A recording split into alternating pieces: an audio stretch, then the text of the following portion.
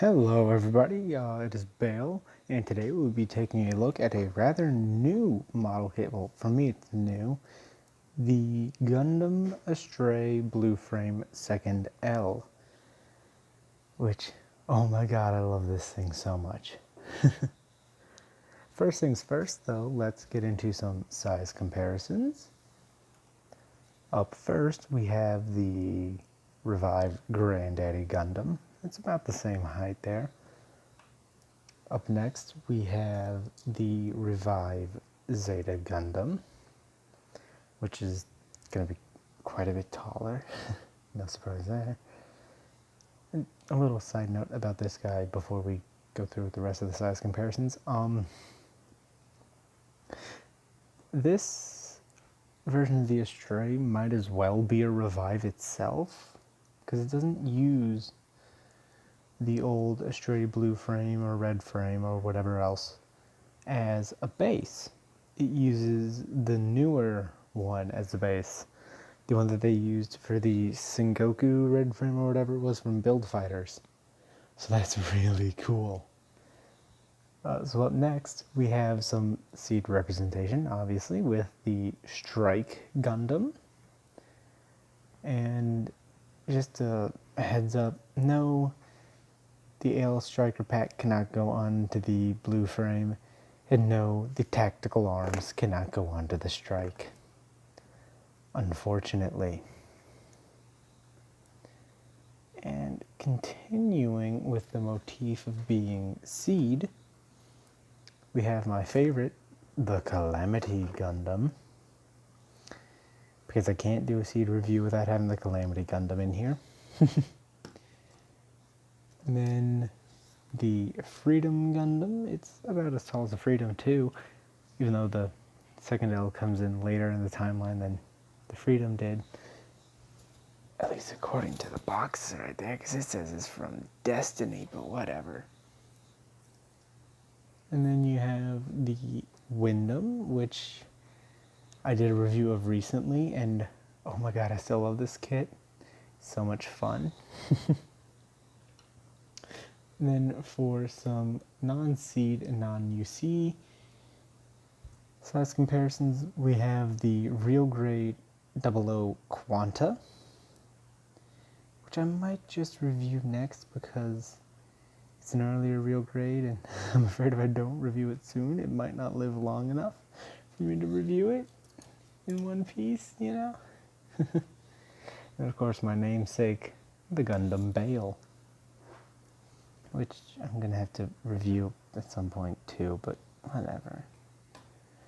So, as for accessories, the Astray blue frame here, 2nd L, has itself, obviously, and then if I can pop it off here, come on, the tactical arms, oops,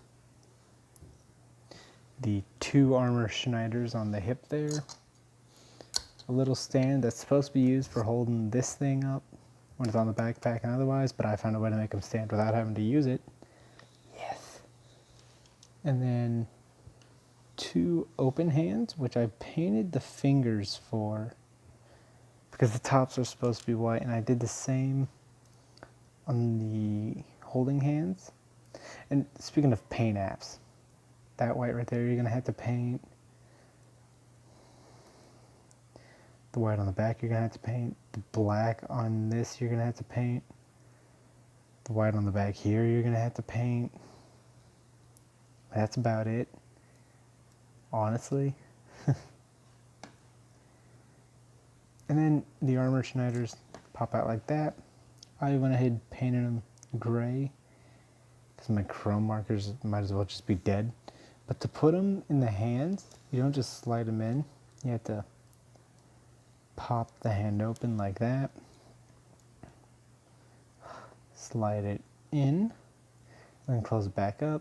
I'm not going to do that because I'm going to put the tactical arm in there next.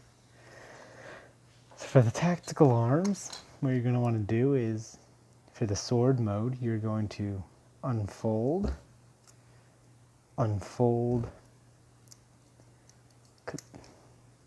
collapse that in, Right, yeah. Fold that up like that. Do that. Push that in. Rotate, no, this way. Move that up out of the way. Slide it into the hand like so. And then, oops. This is always the hardest part. Just closing that fist back up. And there you go, there's tactical arms. In the sword mode, it's a pain. There's a reason I don't display the second L using the tactical arms. Because, I mean, for one thing, that's how tall it is. Then if you want it in Gatling mode, you just take it, rotate that back down like that, fold the trigger completely down, move those out like that, right? And take these, slot them in there, and crap, double crap, and in there, and there's the turret mode, which, yeah, it's a thing you can do if you want. Now, putting that back on there, and putting the armor Schneider back where it goes. I'm gonna just leave the tactical arms off for the rest of the review because it's easier that way. Now, for articulation, oh, there's one more thing I forgot.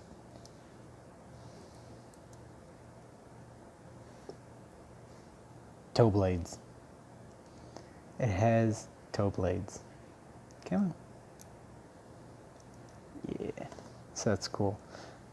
Now, starting from the head and then going down to the feet, you go up that far, you can go down that far, you can go a full 360. For the arms, you can full 360 there. Yeah, you can go up about that far. You can forward that far, back that far. Whoops, did I knock something off? I did, I knocked off the hip skirt. It's only that right one that ends up being loose on this guy. It's weird. Right. So the elbow bends that far on two joints, and I love the way it bends too. Yeah, then you got the full bicep rotation. Flap here goes up and down. Just ball joint for the hand. For the chest, it's on two ball joints. Go back that far, forward that far, and a full 360. Might as well just super glue that hand shut, but I won't because I want the option of putting stuff in there. And the armor Schneiders can actually rotate on their little holster thing. Legs can go, I'm gonna take these off. Leg can go forward, that far, backwards, that far, outward, that far, and it's on the rotating joint in there. It also goes back and forth. And then, yeah, you do full 360 almost, but that little peg is in the way.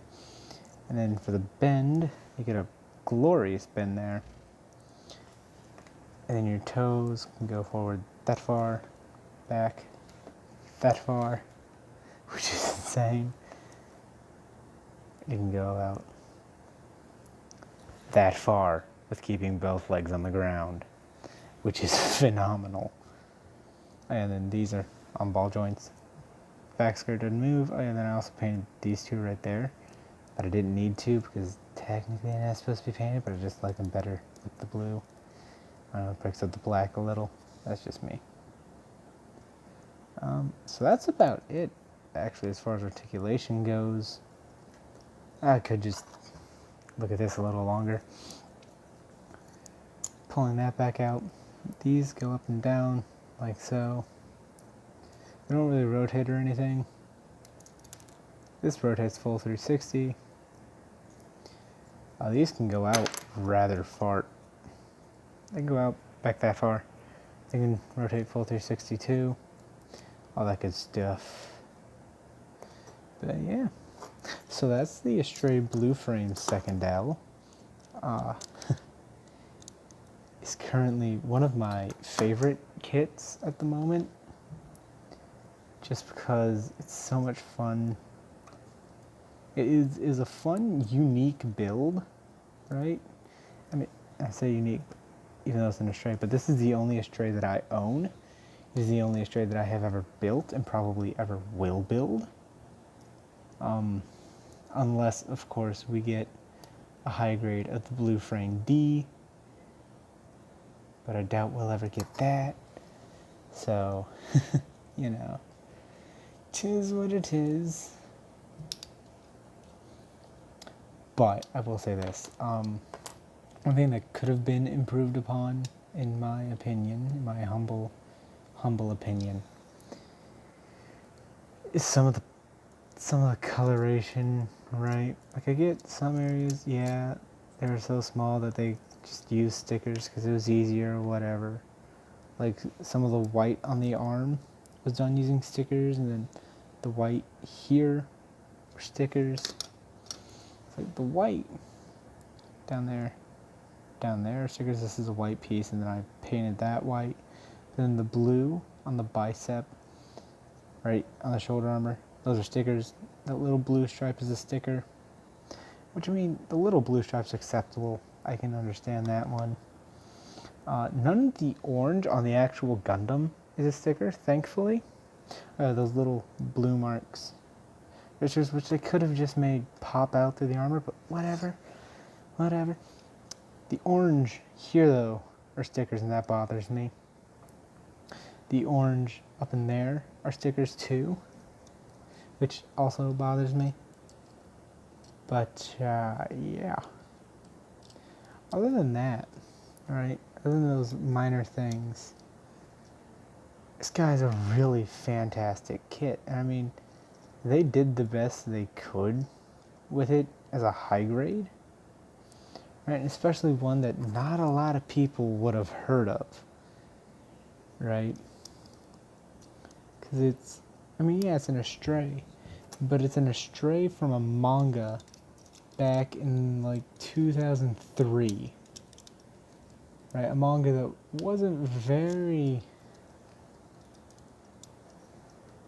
like, the only advertising the manga got were 2 short 5-minute episodes-ish following, well, the first one followed Low with his red frame flight unit, and then Guy with the blue frame, except it wasn't the second L that was in there, it was the second Revise, which the only difference is the tactical arms can do more things on the second Revise than the second L.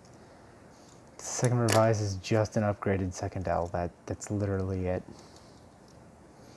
So, yeah, the second Revise actually has a master grade, the second L does not. Anyways, I think I've talked y'all's ears off enough about this. Actually, one little interesting trivia fact about this before I let you go.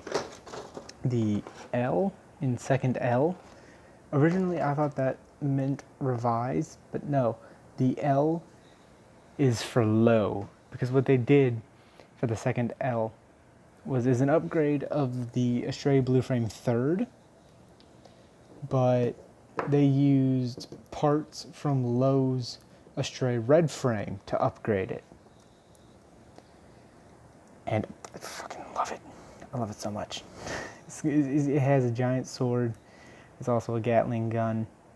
It's covered in knives. What more do you want in a Gundam, right? And it has that nice white and cool blue color scheme, with bits of orange in just the right places to make it all come together. But tell me what you think in the comments, guys. Do you like the Astray Blue Frame? Do you hate it? I don't know. And what do you want me to review next? Let me know. Till then, ciao.